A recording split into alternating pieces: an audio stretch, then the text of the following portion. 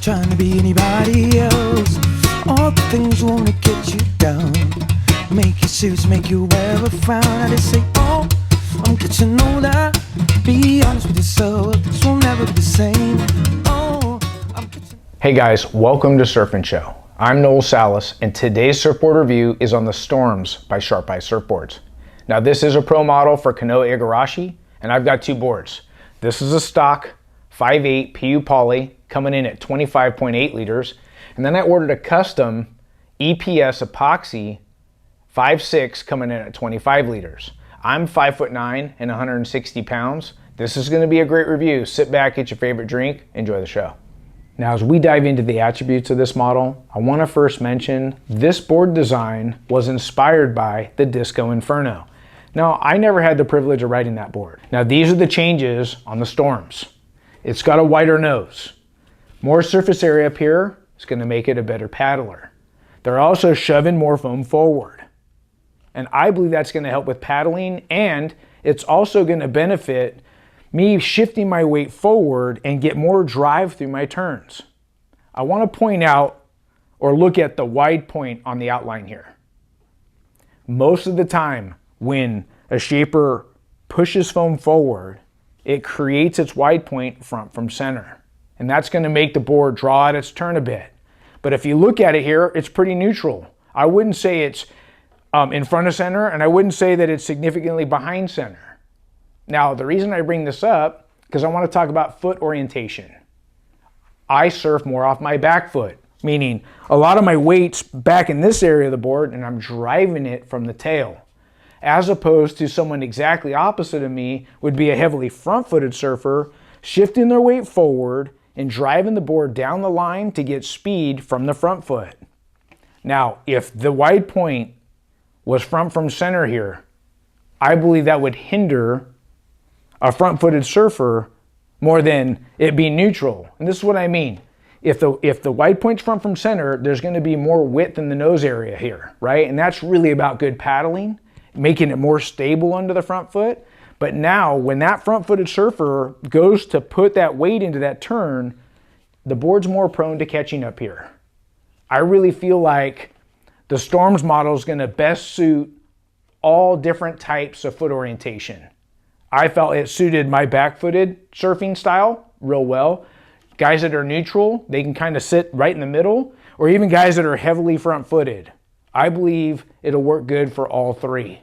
Now, one of the things I really liked about the Storms is how well it pivoted. And with it not having its wide point back from center, which would increase pivot, it being neutral, I could get it to pivot quick, whether it was in waist to chest high or even overhead.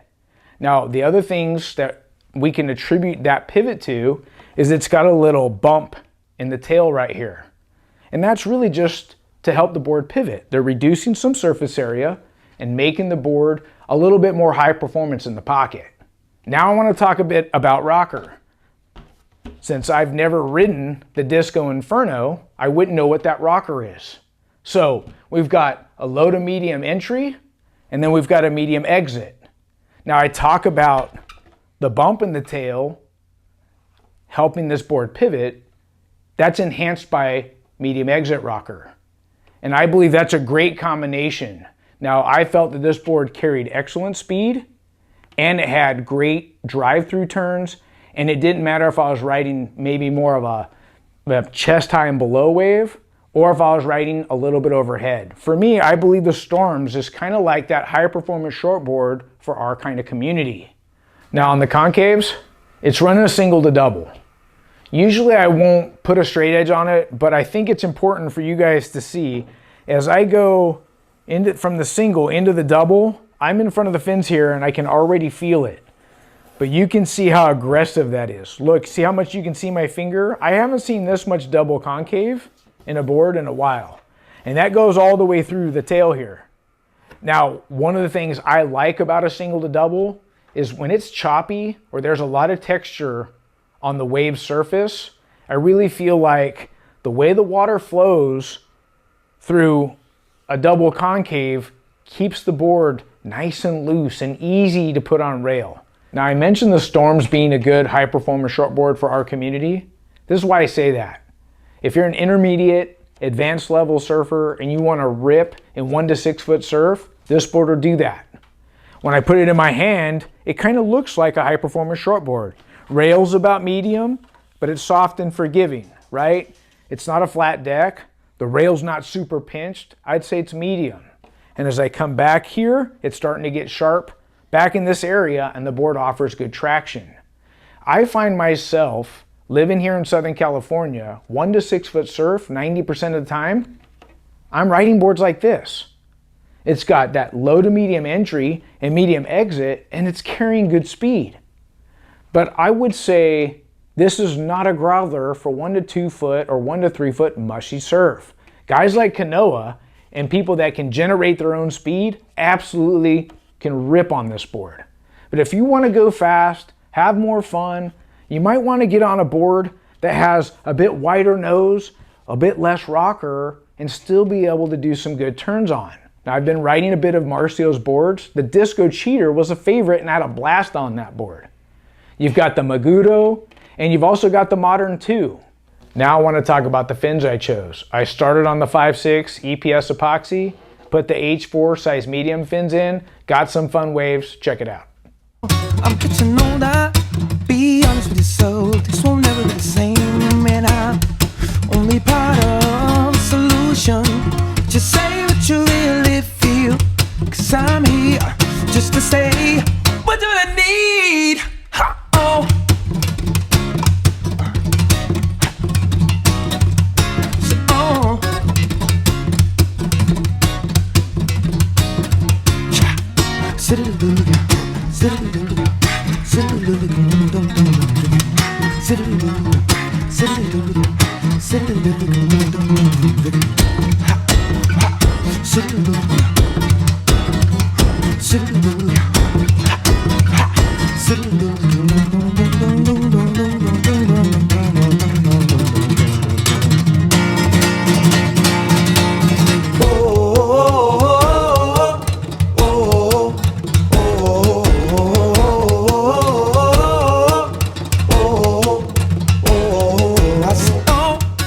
Now that you've seen a few waves in a couple different sessions, I felt like we had fun waves, but I really struggled to connect with the H4 fins.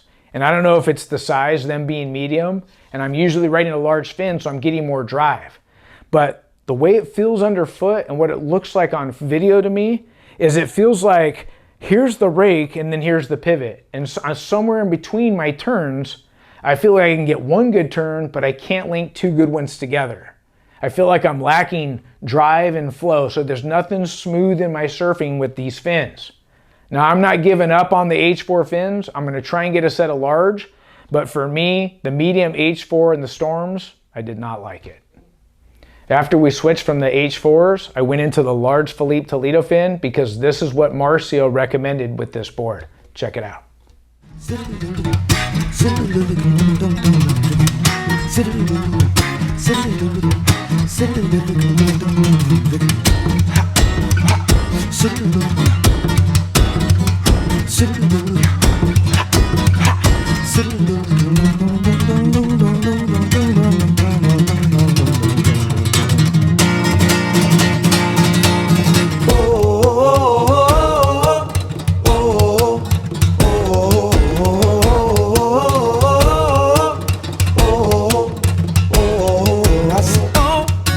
To know that, be honest with yourself, this will never be the same. Oh, and get to know that, be honest with yourself, this will never be the same. Here we go now.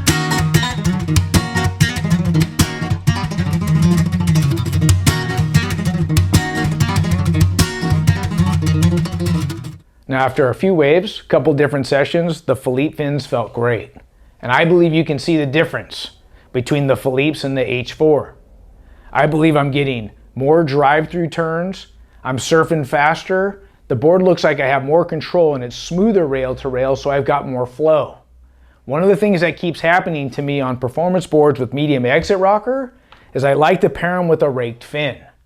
Remember I was talking about the pivot and traction that I'm getting from that medium exit rocker?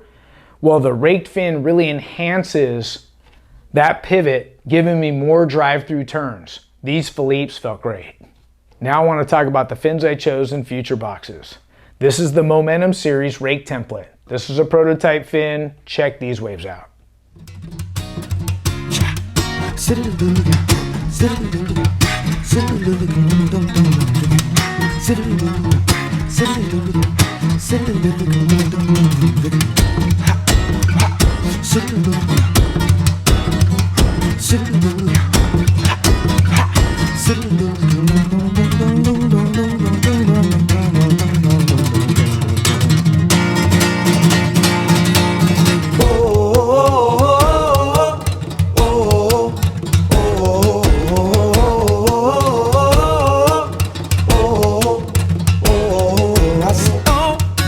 To know that, be honest with yourself, this will never be the same. Oh, and get to know that, be honest with yourself, this will never be the same. Here we go now.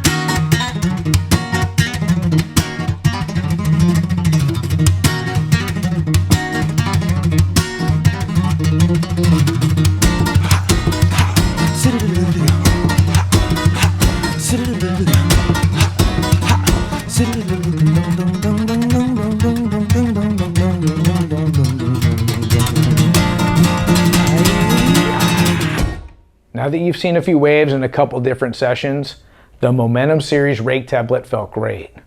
What I like about this fin is it feels fast and loose with a lot of drive. Remember, I'm 5'9" and 160 pounds, and if I'm riding a large fin, I like that wide base to maximize drive through turns. This fin has the large base, but it has medium fin depth. One of the sacrifices I make when I ride a large fin is the deeper that fin goes, the tighter the board becomes, and it offers a bit more drag. So it's gonna be a little bit slower. So by hybridizing a large fin base with medium fin depth, I get the best of both drive and fast and loose, and I think it's gonna translate well for you too. So let's look at some waves together. Nice little open face carve, good bottom turn, nice spray on that top turn, nice left, no hesitation, top to bottom, good flow, and nice projection down the line. Good top turn right there. The 5/8's feeling solid, throwing good spray on every turn. Now here's the Eps Epoxy. You can see that pop I'm getting there. So it's projecting me through my turns a bit better with the epoxy. Nice pop right there. Able to surf the smaller waves with a bit more speed. Now here's the last little left, just top to bottom, getting the tail free, feeling good with good flow. Well guys, I hope you enjoyed today's review on the Storms model by Sharpeye Surfboards. I'm calling it a daily driver, best in 2 to 6 foot surf, and I highly recommend it for that intermediate all the way to pro level surfers. If you're gonna add a board like this to your quiver, I recommend that 2 to 4 foot range, go Eps Epoxy. If you're gonna surf it more as a high performance shortboard in that 3 to 6 foot range, I recommend the PU Poly. Well, special shout out thanks to Marcio Zuvi for sending these boards down for review. If you like the show, give us a thumbs up, subscribe, but until next time, we'll see you in the water. Bye-bye.